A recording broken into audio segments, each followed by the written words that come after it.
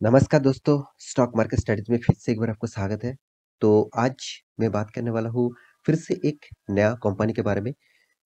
तो आज का जो कंपनी है वो एक्चुअली एक बैंकिंग है। तो जिस बैंक का नाम मैं बताने वाला हूँ आप पहले ही देख चुके हैं, एक्सिस बैंक। तो एक्सिस बैंक के बारे में बात करूंगा क्योंकि इंडिया का फोर्थ लार्जेस्ट प्राइवेट बैंक है। तो फोर्थ लार्जेस्ट प्राइवेट बैंक के बारे में आज बात करूँगा क्योंकि कंपनी ने एक ब्रेकिंग न्यूज़ यहाँ पे दे चुके हैं।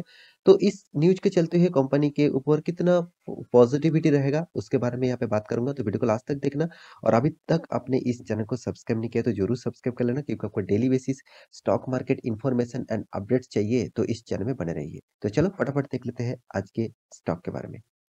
तो सबसे पहले मैं चार्ट पैटर्न के ऊपर आ चुका हूँ। पिछले दिनों में तो मार्केट में फर्स्ट टाइम तो एक फॉलिंग देखने को मिला था। उसके बाद देखिए बैंक बैंक सेक्टर उतना ज़्यादा रिकवरी नहीं किया, जितने सारे ऑल अदर सेक्टर ने रिकवरी किया।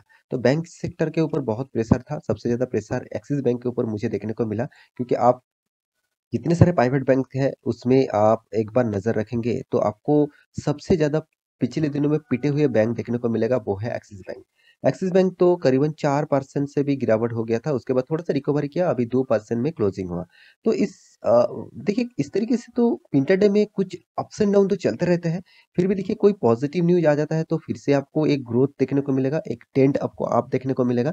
तो यहाँ पे कौन-सा वो ब्रेकिंग न्यूज़ है, जो फ्यूचर में इस कंपनी के ऊपर आपको थोड़ा-सा पॉजिटिविटी दे सकते हैं। तो उसके बारे में बात करूँगा तो वीडियो को पूरा देखते जाइए। और अ, इस अ स्टॉक में आप निवेश करके रखे हैं तो ऑब्वियसली इस वीडियो आपको बहुत इंपॉर्टेंट होने वाला है। देखिए पहले मैं बता दूँ जार जितने सारे बैंक्स हैं, देखिए एचडीएफसी तो इंडिया का नंबर 1 बैंक है और उसके बाद आईसीआईसीआई है, उसके बाद आप कोटक बैंक भी बोल सकते हैं, उसके बाद 4th नंबर बैंकिंग है एक्सिस बैंक। आप सारे के सारे इन्फॉर्मेशन देखेंगे तो एचडीएफसी बैंक देखिए 11% तक 1 साल के अंदर नेगेटिव रिटर्न दिया। म और कोटक बैंक ने क्या किया? कोटक बैंक ने 2% तक नेगेटिव रिटर्न दिया, चलो ठीक है।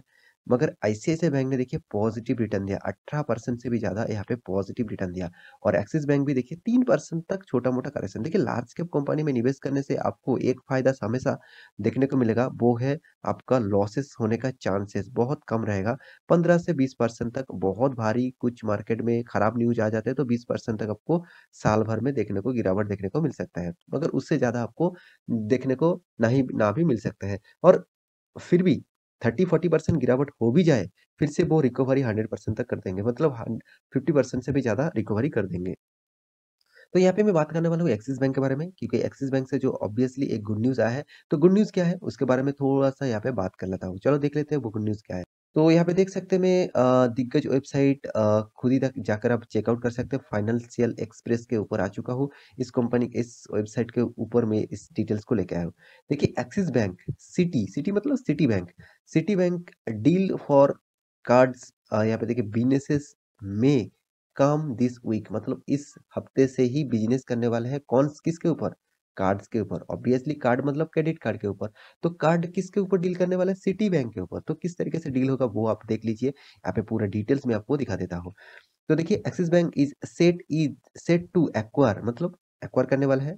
सिटी बैंक क्रेडिट कार्ड मतलब सिटी बैंक का जो क्रेडिट कार्ड का जो डिवीज़न है uh, in India all over India का जो सिटी बैंक का जो कार्ड का डिवीज़न है उसको एक्वायर करने वाला है कौन? Axis bank. मतलब उसको कंट्रोल करेगा कौन? Axis bank.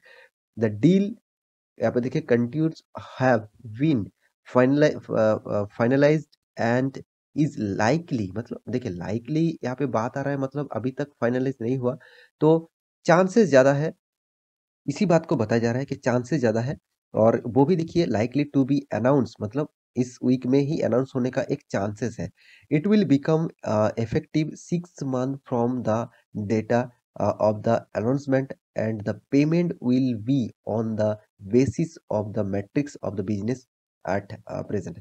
तो इसका जो मतलब हुआ कि एक्सिस बैंक टोटली एक्वायर करने वाला है किसका सिटी बैंक का जो कार्ड क्रेडिट कार्ड है उसको एक्वायर करने वाला है। तो देखिए अगर मान के चलिए आप आपका एक बिज़नेस है, तो आप दूसरा कंपनी का बिज़नेस भी एक्वायर करने वाले हैं। इसका मतलब क्या है? आप आपका जो बिज़नेस है उसमें तो रेवेन्यू जो है वो आपको तो आएगा ही। नंबर 1 आपका जो कंपनी है उसके ऊपर तो रेवेन्यू आएगा ही। साथ ही साथ जो दूसरा नंबर कंपनी है, उसका जो रेवेन्यू है अगर उसका माल भी आप सेल करेंगे, उसका प्रोडक्ट भी आप एक्वायर करेंगे, तो यहाँ पे आपको भी एक रेवेन्यू यहाँ से भी आपको मिलता रहेंगे। तो फ़ायदा किसका होगा? ऑब्वियसली एक्सिस बैंक का होगा। तो इसीलिए एक्सिस बैंक ने भी एक नया डील यहाँ पे अप्लाई किया और यहाँ पे खुद ही देख लीजिए कंपनी का जो डीलिंग है वो कितना बड़ा है और यहाँ पे देख सकते हैं the size of the deal is between 2 से 2.5 बिलियन डॉलर मतलब कितना बड़ा यहाँ पे इन्वेस्टमेंट होने वाला है आप देख सकते हैं। The second part of the deal will be of include a service में मतलब एग्रीमेंट मतलब सर्विस देने का एग्रीमेंट हुआ है। टोटली प्रोडक्शन कौन करेगा? सिटी बैंक करेगा, मगर सर्विसेज़ देने का काम कौन करेगा? एक्सिस बैंक करेगा। तो इसी बात को आपको ऑब्वियसली सोचना चाहिए क्योंकि axis bank has nearly 8 million credit card outstanding मतलब अभी भी एक्सिस बैंक का इतना ज़्यादा रिक्वायरमेंट है, मगर अभी भी 8 मिलियन से भी ज़्यादा कार्ड आउटस्टैंडिंग है। तो खुद देख ले, खुद अगर खुद नहीं बना पा रहा है तो दूसरों का माल बना है, उसको बेचूँ तो उससे भी तो थोड़ा-सा रेवेन्यू आएगा। तो इसी का काम अभी एक्सिस बैंक करने वाला है। तो यहाँ पे ऑब्वियसली एक पॉजिटिव न्यूज़ ज़रूर है, थोड़ा-सा पॉजिटिव तो मुझे लगा और भी फिर भी एक नेगेटिविटी इश्यू भी मुझे लग रहा है क्योंकि देखिए अगर खुद के माल बेचते तो अच्छा खासा प्रॉफिट होता। दूसरों का माल बेचेंगे तो थोड़ा-सा रेवेन्यू वहाँ पे आपको मिलेगा, ज़्यादातर पैसा आपको नहीं मिलेगा। तो इस बात को भी मुझे थोड़ा-सा नेगेटिविटी लगा।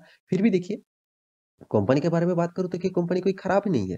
कंपनी ज़बरदस्त है क्योंकि इंडिया का 4th नंबर रैंकिंग में रहने वाला कंपनी है। जितने सारे प्राइवेट बैंक है उनमें से देखा जाए 4th नंबर रैंकिंग में एक्सिस बैंक का परफॉर्मेंस है। तो इस बैंक के बारे में क्या निवेश किया जाए? तो मतलब इस बैंक के ऊपर क्या निवेश किया जाए? उससे जानने से पहले आपको तो पूरा डिटेल्स देखना होगा। तो डिटेल्स देख लीजिए यहाँ पे देखिए कंपनी का जो साल भर की सॉरी क्वार्टर भर की परफॉर्मेंस। कंपनी ने देखिए अच्छा खासा यहाँ पे हर क्वार्टर में कंपनी रेवेन्यू कमाया है। साथ ही साथ कंपनी इतना ज़्यादा कर्जा भी लेके रखा है, उसका तो आपको इंटरेस्ट भी पे करना पड़ेगा, तो इंटरेस्ट भी कंपनी को अच्छा खासा पे करना पड़ा। उसके बाद कंपनी ने टैक्सेस भी पे किया, तो टैक्सेस, इंटरेस्ट सारे के सारे पे करने के बाद कंपनी के हाथ में बचते हैं टोटल प्रॉफिट, नेट प्रॉफिट। तो नेट प्रॉफिट के बारे में बात करूँ, तो ओवरऑल बात करूँ तो कंपनी ने देखिए पहले तो ऑब्वियसली हर साल में कंपनी प्रॉफिट किया, हाँ, बीच में 1 बार और 2 बार प्रॉफिट ऑब्वियसली लॉसेस किया क्योंकि यहाँ पे कोरोना का सिचुएशन आ गया था, तो उस टाइम में तो लॉसेस कंपनी का होगा ही होगा क्योंकि बिज़नेस टोटली बंद हो गया था। उसके बाद देखिए कंपनी हर साल में प्रॉफिट किया और प्रॉफिट को किस तरीके से ग्रोथ कर रहा है। तो मेरे हिसाब से कंपनी का कुछ पॉजिटिविटी तो यहाँ पे दिख रहा है। साथ ही साथ कंपनी का साल भर की बात करूँ तो साल भर में देखिए कोरोना के सिचुएशन के टाइम में भी कंपनी लॉस नहीं किया। 2020 में भी देखिए कंपनी प्रॉफिट किया। तो हाँ, एक क्वार्टर में लॉस किया मगर बाकी सारे के सारे क्वार्टर में प्रॉफिट किया। तो इसका भी आपको अंदाज़ा होना चाहिए। कंपनी देखिए आपको उस तरीके से रिटर्न नहीं दिया। ऑब्वियसली छोटा-मोटा रिटर्न है। इतना कम रिटर्न में तो निवेश बहुत सारे निवेशक कहेंगे सर इतना कम रिटर्न में क्या मिलेगा? बहुत सारे कंपनी से मुझे 100% तक रिटर्न दे चुके हैं। मेरा फंड डबल कर चुके हैं। तो मैं इस कम इतना कम रिटर्न के चक्कर में क्यों निवेश करूँ? देखिए 100% जो कंपनी रिटर्न दिया, वो आपको वो 10 साल तक 100% तक नहीं देगा, ठीक है? आप हाँ, अब वो तो शॉर्ट टर्म आप 1 साल के लिए निवेश किया मतलब शॉर्ट टर्म निवेशक है, तो शॉर्ट टर्म के लिए कुछ भी हो सकते हैं। 100 साल द सा मतलब 100% तो कम बोल दिया। बहुत सारे कंपनीज़ हैं 1000, 2000 मैं कम बोल रहा हूँ तो आप खुद जाकर चेक कर लेना टीटीएमएल मैं कंपनी का नाम भी यहाँ पे लिख दे रहा हूँ। टीटीएमएल ने 2000% से भी रिटर्न दिया 1 साल के अंदर। क्या इसका क्या मतलब? इसका मतलब क्या उस कंपनी में जाकर निवेश करें? बिल्कुल नहीं। तो आपको मैं एक इन्फॉर्मेशन इसीलिए दे रहा हूँ कि आपका पोर्टफोलियो सिक्योर रहे और आपका इन्वेस्टमेंट जो है वो हमेशा सिक्योर रहे। देखिए स्टॉक मार्केट मतलब ही स्टॉक में गिरावट होगा, फिर से प्रॉफिट होगा, इस तरीके से ही परफॉर्मेंस चलेगा। अंत में 5 से 10 साल तक इन्वेस्ट करने के बाद आपको क्या मिलेगा, वो आपको देखना चाहिए। देखिए, इस कंपनी ने बहुत बार आपको डिविडेंड भी दिया। अब डिविडेंड में देखेंगे तो कंपनी ने हाँ, 2020, 2021 में डिविडेंड उतना खास नहीं दिया। कंपनी ने स्प्लिट भी एक बार दिया है, तो ₹2 का फेस वैल्यू बन चुके हैं, पहले ₹10 था और इस कंपनी के सारे इन्फॉर्मेशन आपको एक-एक करके आपके सामने रख चुका हूँ।